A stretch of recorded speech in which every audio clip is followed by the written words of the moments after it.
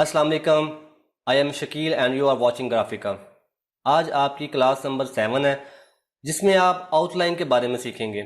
मैं आपको बताऊंगा कि आउटलाइन में क्या होता है, आउटलाइन को हम किस लिए यूज़ करते हैं और आउटलाइन जो कितने किस्मों की होती है। ग्राफिक्स में क्या कहते हैं लाइन को या लकीर को? तो एक ख़ास नुक्ता जो कुछ फासले तक जारी रहे या दो नुक्तों या डॉट्स के दरमियानी फासले को हम लाइन कहते हैं। के अलावा लाइंस, ग्राफिक्स में लाइंस की 3 किस्में होती हैं। 3 आप फॉर्मेट कह सकते हैं। जो पहला फॉर्मेट है, जो पहली किस्म है वो है सॉलिड लाइन, जो बिल्कुल सॉलिड होती है, वो किसी भी कलर में हो सकती है। और जो दूसरे नंबर पे है वो है डॉटेड लाइन, और जो तीसरी है वो है डैश्ड लाइन। तो जो बिल्कुल सीधी रहे वो लाइन नहीं होती। लाइन मुख्तलिफ किस्मों की भी हो सकती है, जैसे कि नोकदार लाइन है, लाइन मुड़ी हुई भी हो सकती है जिसे आप कर्व लाइन कहते हैं। तो जो लाइन है बेसिकली ये किसी खास शक्ल को जाहिर करने के लिए इस्तेमाल की जाती है। तो चलें आज कोरल में सीखते हैं कि लाइन क्या क्या होता है और हम लाइन से क्या क्या कर सकते हैं। तो चलें शुरू करते हैं।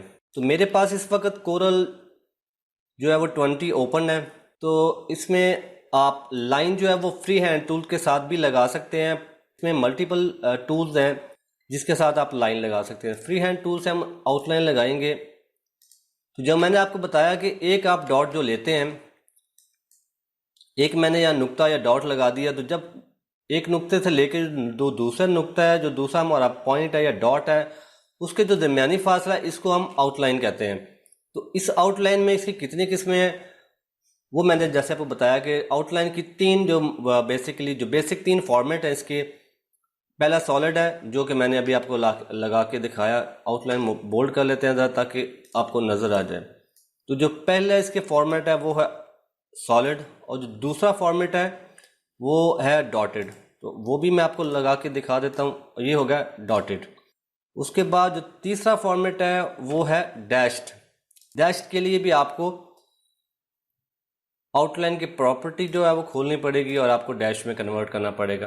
तो ये जो आप देख रहे हैं अभी 3 आउटलाइन के बेसिक फॉर्मेट्स हैं जिनकी मदद से हम अपने जो ग्राफिक्स में आप देखेंगे तो इन 3 जो लाइंस का वो यूज़ हमेशा किया जाता है या होता है। उसके अलावा जो लाइन है, आप वो लाइन जो आपकी है वो आपकी लाइन जो है वो नोकदार भी हो सकती है, ठीक है।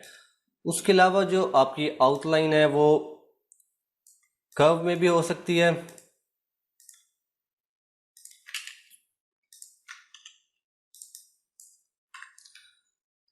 तो आउटलाइन जो है वो कर्व भी हो सकती है। उसके अलावा इसके कर्व्स की जो है वो डिफरेंट शेप्स हो सकती हैं, लेकिन ये सारी रहेंगी आउटलाइन में ही। तो ये सारी आउटलाइन ही रहेंगी। आप इसकी शेप चेंज कर सकते हैं, इसको मुख्तलिफ आप नाम दे सकते हैं, लेकिन ये सारे आउटलाइन ही रहेंगी। तो आउटलाइन का जो यूज़ है वो कोरल ड्रा में कैसे किया जाता है, कैसे करते हैं, और आउटलाइन के साथ हम किस तरह की ऑप्शंस को यूज़ करते हैं, तो चलिए उसको देख लेते हैं। बाकी सारे मैं डिलीट कर देता हूँ, अपने पास सिर्फ एक जो है वो लाइन रखता हूँ।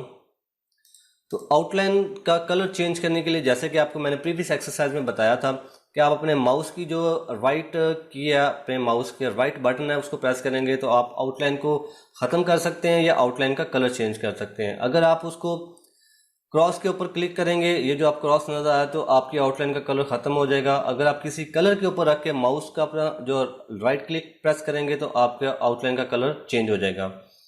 उसके अलावा जो है वो आउटलाइन के जो ज़्यादातर आप थिकनेस है वो मोटी कर सकते हैं, उसको पतली कर सकते हैं, और उसमें क्या कर सकते हैं वो देखते हैं। तो बेसिकली आपको प्रॉपर्टी बार में जो नज़र आ रहा है ये आउटलाइन की सारी जो है वो आउटलाइन के मुतालिक सारा कुछ है। लेकिन मैं आपको सजेस्ट करूंगा कि अगर आउटलाइन के बारे में मैं अगर आउटलाइन को ट्रीट करना चाहूँ तो मैं F12 प्रेस करूंगा अपने कीबोर्ड से, जो कि इसका शॉर्टकट है आउटलाइन प्रॉपर्टी का। तो आपके सामने आउटलाइन पेन की जो है एक विंडो ओपन हो जाती है। आपकी सारी जो आउटलाइन है वो इस विंडो के अंदर है। अगर आप इसको पूरा समझ जाएंगे तो ये आपकी जो है वो हर जगह पे आपकी हेल्प करेगी और आपको किसी किस्म की कोई प्रॉब्लम नहीं आएगी। ये जो आपकी विंडो है, आपकी सारी आउटलाइन की जो जान है वो इस विंडो के अंदर है। आपकी पूरी जो आउटलाइन है वो इस विंडो के ऊपर बेस करती है। तो सबसे पहले जो है हम इसके जर्नल में जाएंगे। जर्नल में आप सबसे ऊपर जो आपको नज़र आ रही है ऑप्शन वो कलर की है। यहाँ से आप इसका कलर चेंज कर सकते हैं, किसी भी आपने उसको पेंटोन कलर देना है, आपने उसको कुछ स्पेसिफिक कलर देना है। इस आउटलाइन में कलर्स में आपके पास तीन ऑप्शंस आपको मिलती हैं। सबसे पहली जो है वो कलर के, इसमें आप कलर मोड चेंज करते हैं। CMY है और CMYK है, RGB है। तो इसमें कलर मोड्स हैं आपके, और रजिस्ट्रेशन का कलर भी है, यहाँ पे ग्रे स्केल भी है। तो यहाँ पे आपके कलर मोड है, आप अपनी मर्जी के, अपनी रिक्वायरमेंट के हिसाब से अपने कलर मोड को सिलेक्ट कर सकते हैं। उसके बाद जो आपके पास है वो यहाँ पे भी आप आउटलाइन को कोई आपके पास कोई कलर कोड है, कलर फार्मूला है, तो आप यहाँ से देख के कलर यहाँ से कलर सेलेक्ट कर सकते हैं। उसके अलावा आपके पास यहाँ पे आपको एक जो है आई ड्रॉपर मिलता है, आप उसकी मदद से जो है वो भी कलर ले सकते हैं।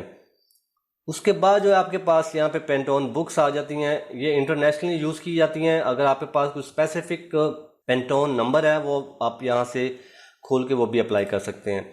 उसके बाद आपकी जो है वो आउटलाइन की विड्थ आ जाती है। तो इसमें आपके पास डिफरेंट जो है वेरिएशंस होती हैं, नन से लेके नन हम कहते हैं। ज़ीरो को हम नन के साथ डिस्क्राइब करते हैं, बिल्कुल ख़त्म होना जिसे कहते हैं।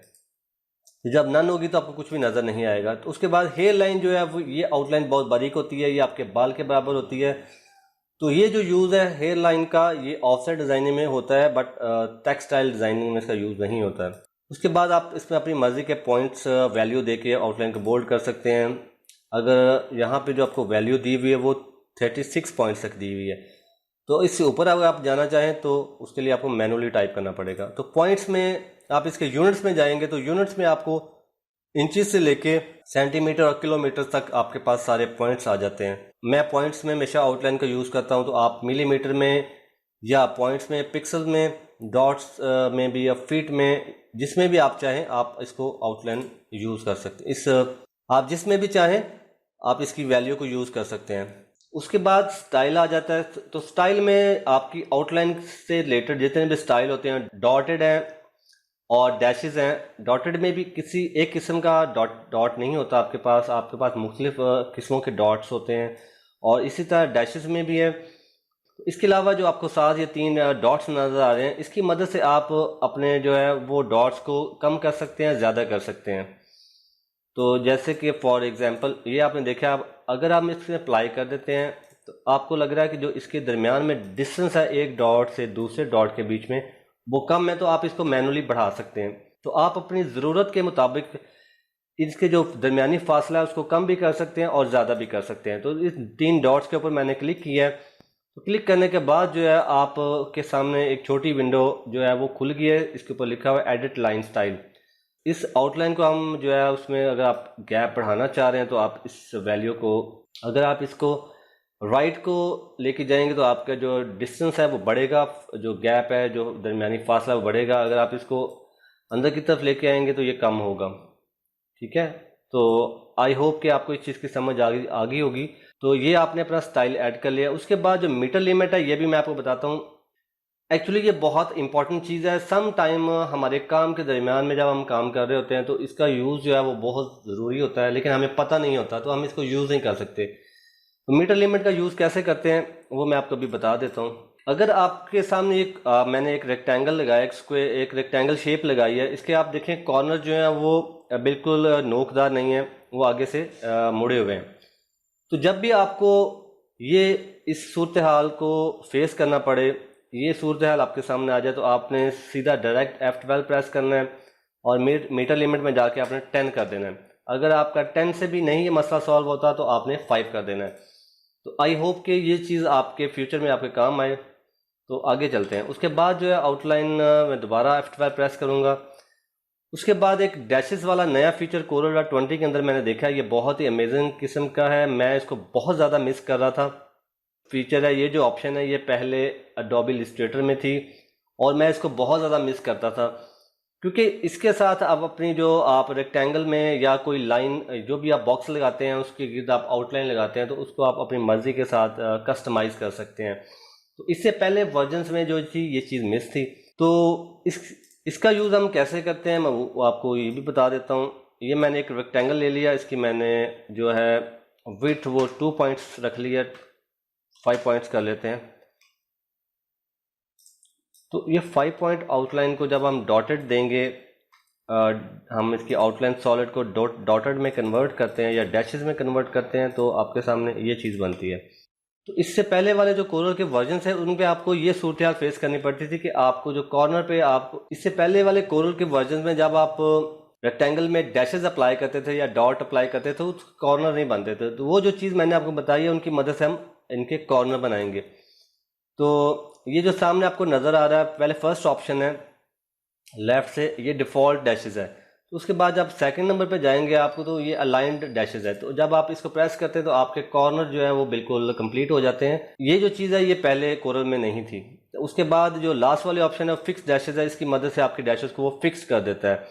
तो ये ऑप्शन जो है ये बहुत ही ज़बरदस्त, तीन ऑप्शन जो है ऐड किए हैं कोरल 20 में, ये बहुत ही ज़बरदस्त है, मुझे बहुत अच्छी लगी। उसके बाद जो अब सॉलिड हम करते हैं, तो मैं कंट्रोल जी करके वापस चला जाता हूँ और F12 अगेन प्रेस करता हूँ। तो उसके बाद जो आपने कॉर्नर देखना है, तो ये जो आपको कॉर्नर नज़र आ रहे हैं ये बेसिकली आपके जो आउटलाइन के कॉर्नर्स होंगे। कॉर्नर्स जहाँ से आउटलाइन जाके कर्व हो जाती है, जहाँ से जाके आपके आउटलाइन मुड़ जाती है, तो ये उसको हम कॉर्नर कहते हैं। तो ये फर्स्ट वाला जो है, ये जो ऑप्शन है ये आपको आपकी जो आउटलाइन होगी उसके जो कॉर्नर होंगे उनको नोकदार कर देगी, बिल्कुल स्ट्रेट कर देगी। और जो सेकंड वाली ऑप्शन है अगर आप उसको क्लिक करेंगे तो आपके जो कॉर्नर हैं वो राउंड हो जाएंगे। जो थर्ड वन है वो बेवल्ड, इसको जो है अगर आप ग्राफिक्स लैंग्वेज में कहेंगे तो आप इसको बेवल्ड कॉर्नर कहेंगे। तो ये बेवल्ड हो गए हैं। तो इस तरह आप इन तीनों ऑप्शन को यूज़ कर सकते हैं।